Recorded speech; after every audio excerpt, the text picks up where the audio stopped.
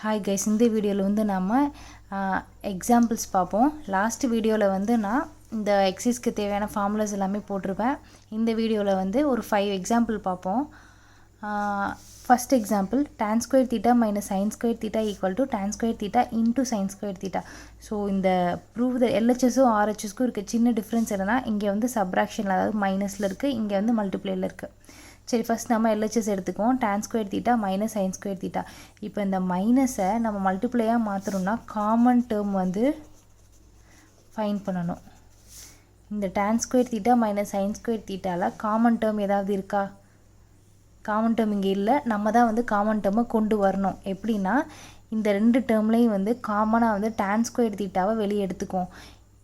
tan square theta வெளியே எடுக்கணும்னா first டேர்மில் tan ஸ்கொயர் தீட்டா இருக்குது, செகண்ட் டேர்மில் tan ஸ்கொயர் தீட்டா இல்லை. அப்போ tan ஸ்கொயர் தீட்டா இல்லை அப்படின்னா நம்ம என்ன போட்டால் இந்த டேர்ம் வந்து tan ஸ்கொயர் தீட்டாவாக ஆகும்? கீழே வந்து டிவைடட் பை காஸ் ஸ்கொயர் தீட்டாவாக இருந்தால் இந்த டேர்ம் வந்து இந்த செகண்ட் டேர்ம் வந்து tan ஸ்கொயர்டாக மாறும் இல்லையா? அப்போ நம்ம காஸ் ஸ்கொயர் தீட்டாவை கீழே டிவைட் பண்ணணுன்னா கண்டிப்பாக அதை நம்ம மல்டிப்ளையும் பண்ணணும். ஏன்னா அப்போ தான் இது கேன்சல் ஆகி மறுபடியும் அதே சைன் ஸ்கொயர் தீட்டாவே நிற்கும். ஸோ அதை நம்ம என்ன பண்ணாலும் அதுக்கு ஆப்போசிட்டாக அதை மல்டிப்ளை பண்ணால் டிவைடும் பண்ணி ஆகணும் கம்பல்சரி. அப்போது இந்த செகண்ட் டேர்மை நம்ம டேனாக மாற்றுறதுக்கு என்ன பண்ணால் காஸ் ஸ்கொயர் தீட்டாவில் மல்டிப்ளை பண்ணி டிவைட் பண்ணணும். இப்போது இந்த டேர்மை வந்து நாம் tan ஸ்கொயர் தீட்டான்னு எழுதலாம். இப்போ பாருங்கள், ரெண்டு டேர்ம்லேயுமே எனக்கு tan ஸ்கொயர் தீட்டா இருக்குது. அப்போ tan ஸ்கொயர் தீட்டாவை வெளியே எடுத்தனா இந்த டேர்மில் 1 ஆகிடும். இந்த டேர்மில் பேலன்ஸ் காஸ் ஸ்கொயர் தீட்டாவை எழுதிட்டேன். 1 minus cos square theta sine square theta. அதாவது என்னோட இந்த சப்ராக்ஷன் இந்த மைனஸ் வந்து இங்கே எனக்கு மல்டிப்ளை ஆகிடுச்சு. இதான் வந்து என்னோட ஆர்ஹெச்எஸ். அடுத்தது எக்ஸாம்பிள் 6.2 பார்ப்போம். sin a divided by 1 plus cos A equal to 1 minus cos A divided by sine A. இங்கேயும் வந்து நம்ம லெஃப்ட் ஹேண்ட் சைடு எடுத்து ரைட் ஹேண்ட் சைடு ப்ரூஃப் பண்ண போகிறோம்.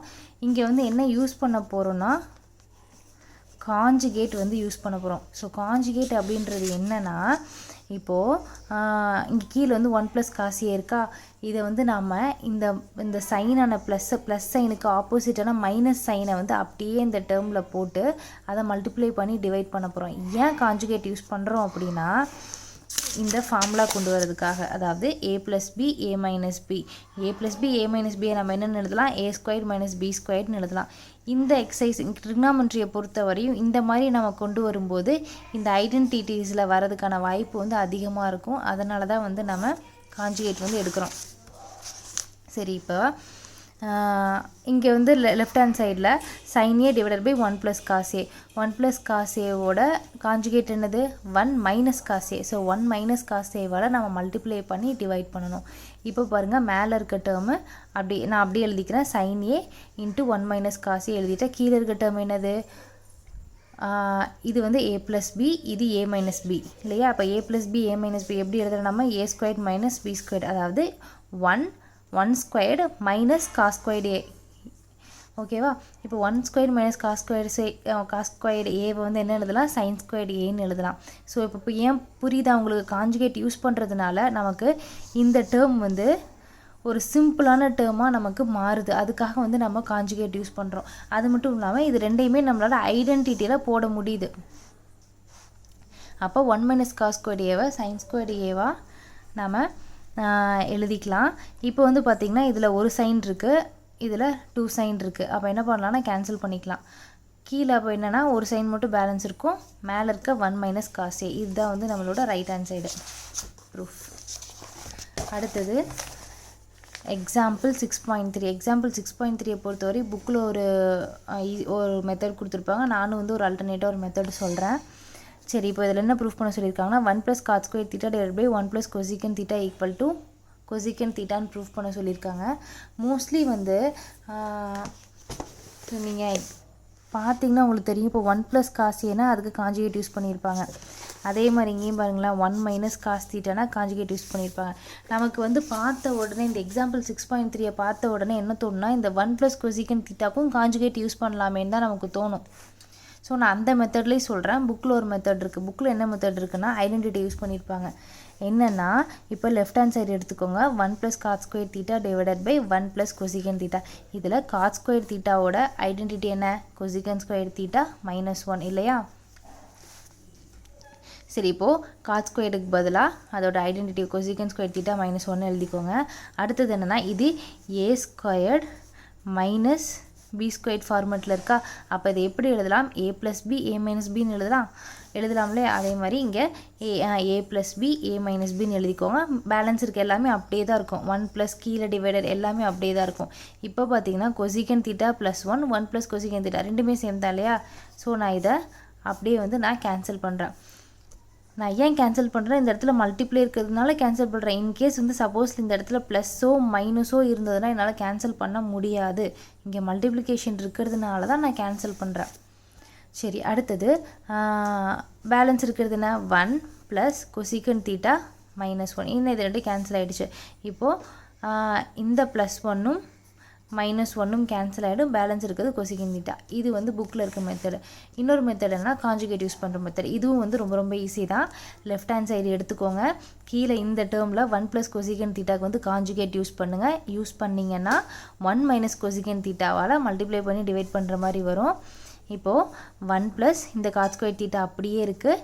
இந்த 1 - கொசிகன் தீட்டா டிவைடட் பை இது a + b இது a - b. இது எப்படி எழுதலாம்னா a² - b² ஃபார்மெட்டில் எழுதலாம்.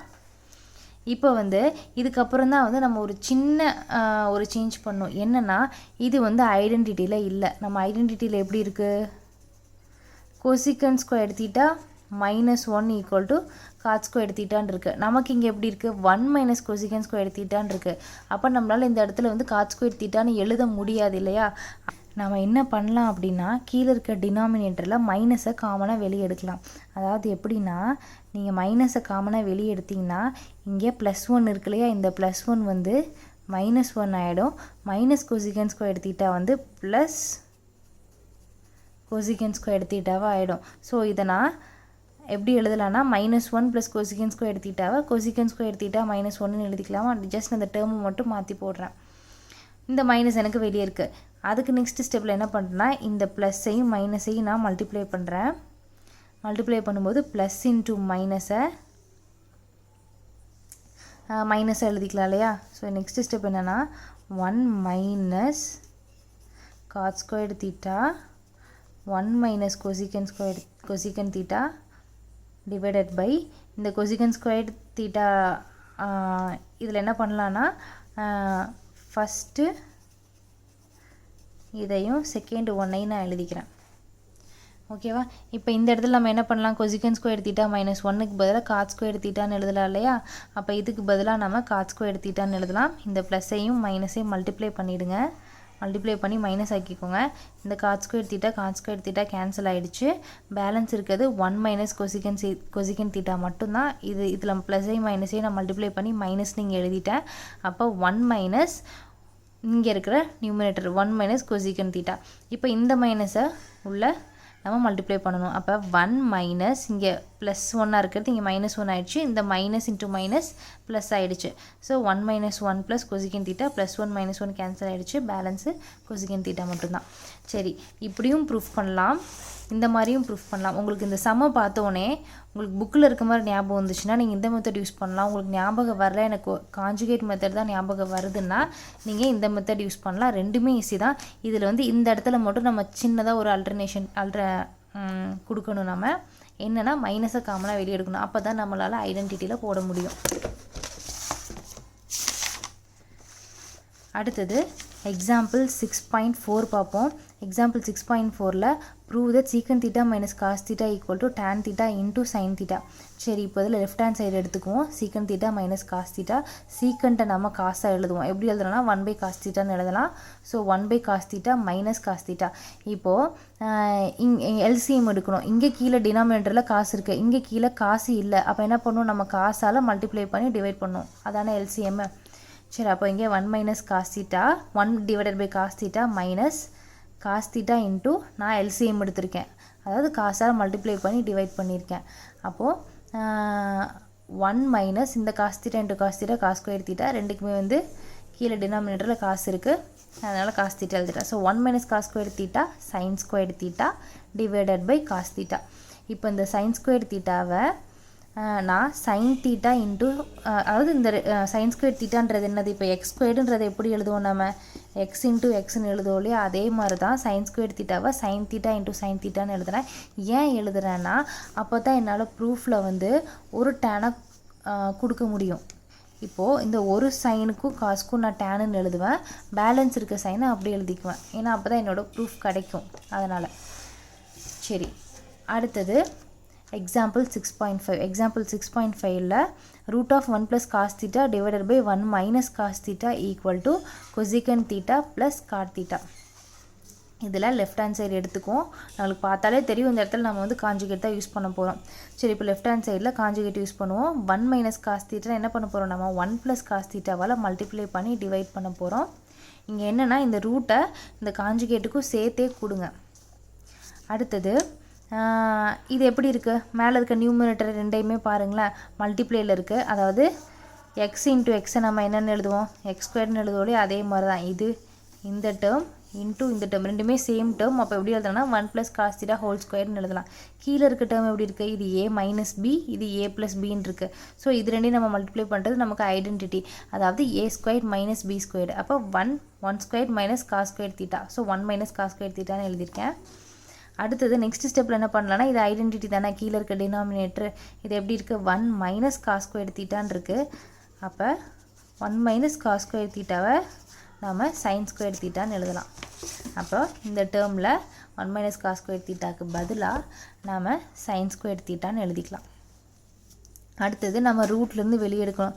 உங்களுக்கு ஆல்ரெடி தெரியும், இப்போ x² அப்படின்னா இது நம்ம ரூட்லேருந்து வெளியே எடுக்கும்போது இந்த ஸ்கொயரும் இந்த ரூட்டும் கேன்சல் ஆகி வெறும் எக்ஸு கிடைக்கும். அதே மாதிரி தான் இப்போது x² இருக்குது, கீழேயும் வந்து x² இருக்குது அப்படின்னா நம்ம மேலே டேர்மை வெளியே எடுக்கும்போது எக்ஸு, கீழ் டேர்மை வெளியே எடுக்கும்போது எக்ஸ். ஏன்னா இந்த ஸ்கொயரு கேன்சல் ஆகிடும், இந்த ஸ்கொயரு கேன்சல் ஆகிடும். அதே மாதிரி தான் இந்த சமுக்கும் இந்த ரூட்டை விட்டு நம்ம வெளியே எடுக்கும்போது ஸ்கொயர் எல்லாமே கேன்சல் ஆகிடும். ஸோ இந்த ஸ்கொயரும் கேன்சல் ஆகிடும், இந்த ஸ்கொயரும் கேன்சல் ஆகிடும். வெறும் 1 + cos theta divided by sin theta மட்டும்தான் இருக்கும். அடுத்தது இந்த sin தீட்டா வந்து 1க்கும் உண்டு, காசுக்கும் உண்டு. அப்போ தனித்தனியாக பிரித்து எழுதுங்க. இந்த 1/sin தீட்டாவை நம்ம கொசிகன் தீட்டான்னு எழுதலாம், cos/sin தீட்டாவை காட் தீட்டான்னு எழுதலாம். இதுதான் வந்து நம்மளோட ரெக்வயர்ட் RHS.